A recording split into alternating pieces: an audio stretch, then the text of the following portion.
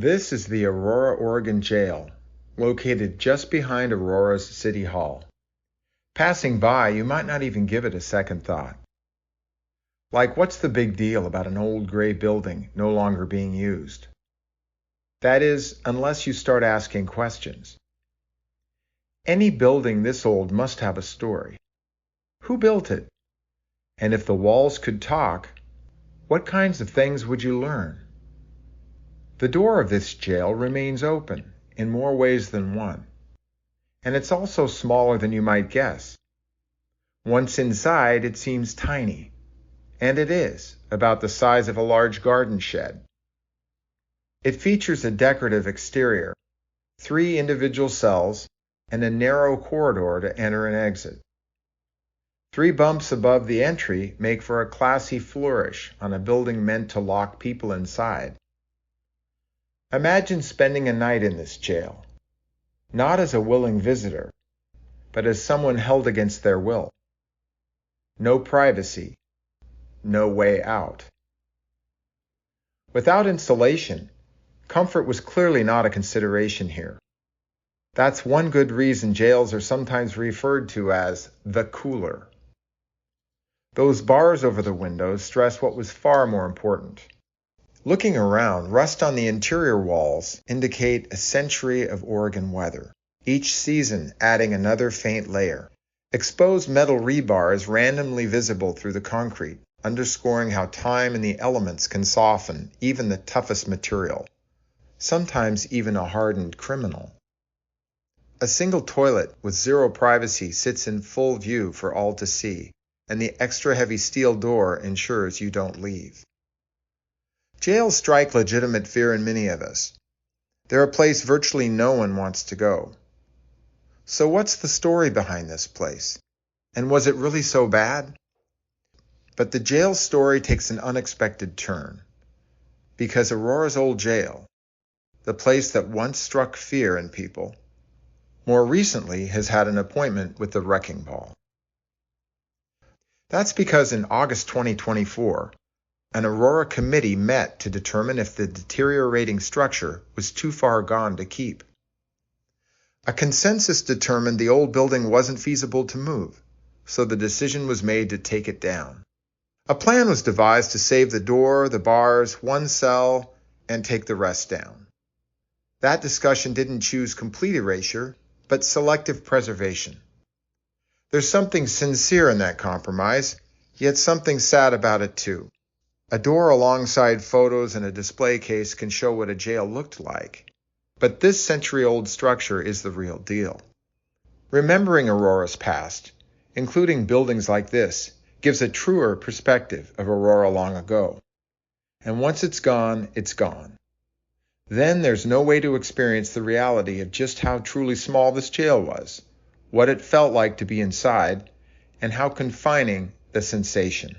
That's when once living history turns into photographs and fading memories. It's curious how the century-old jail sits steps away from Oregon's first historic district designation. Yet the jail itself was never included. History, it seems, is in the eye of the beholder. There's real mystery here, too. For starters, a little digging reveals the Aurora, Oregon jail is older than anyone thought. That's because one old newspaper clipping from 1893 leaves this tantalizing clue. Ground has been leased and the contract let for the building of a city jail, C. Zimmerman being the contractor. Work will commence on the building in a few days, weather permitting. The council deserves much credit for the prompt action taken in this matter. That phrase, prompt action, hints the town of Aurora needed a jail sooner rather than later. Aurora's apparent jail builder, Christian Zimmerman, was a longtime Aurora resident. Assuming he built the jail when referenced, in 1893, Mr. Zimmerman was then 55 years old. The inmates. As with any old building, history leaves clues, and here are a few. Dramatic stories survive in old newspapers. We even know a few things about some of the prisoners held here, though years apart. They include a chicken thief and 2 men traveling through town after burglarizing a neighboring community. Among the earliest records is from 1921, when 2 men aboard a local freight train stopped in Aurora one Saturday morning, while the train loaded water for the train's steam engine. Aurora's own Marshal George Fry recognized them as the pair he helped arrest in Woodburn a few days earlier, taking them immediately to the Aurora jail.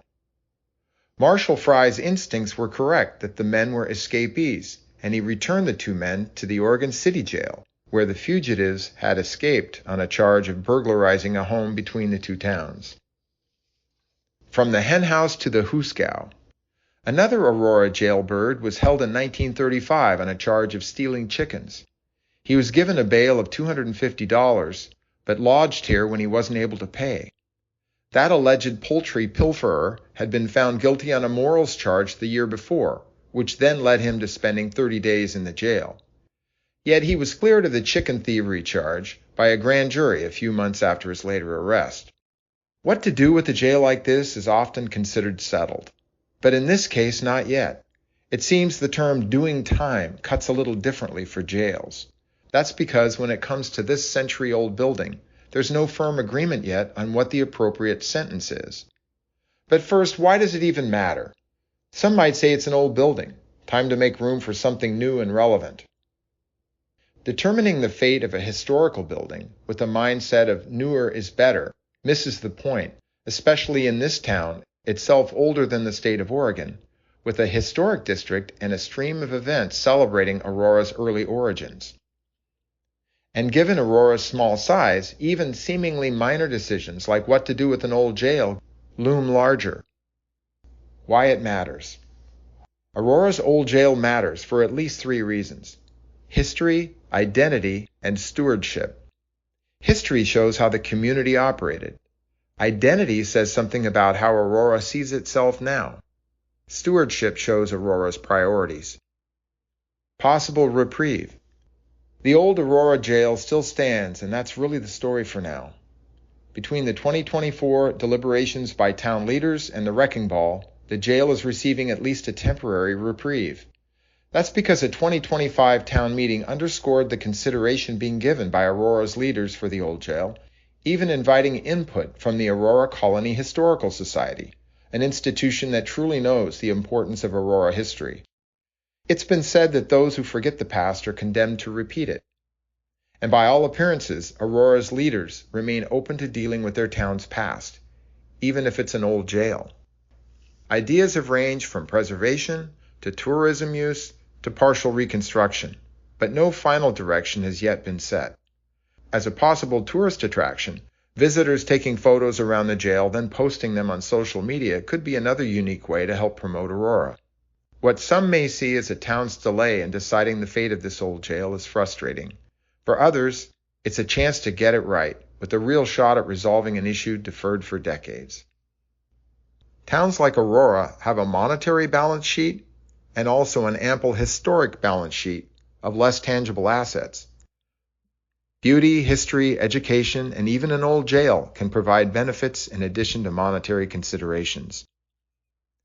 Aurora's jail and cemeteries have something in common because their presence makes a statement about the treatment given to those that each facility holds. For now at least, the door remains open, both literally and figuratively. Doing time.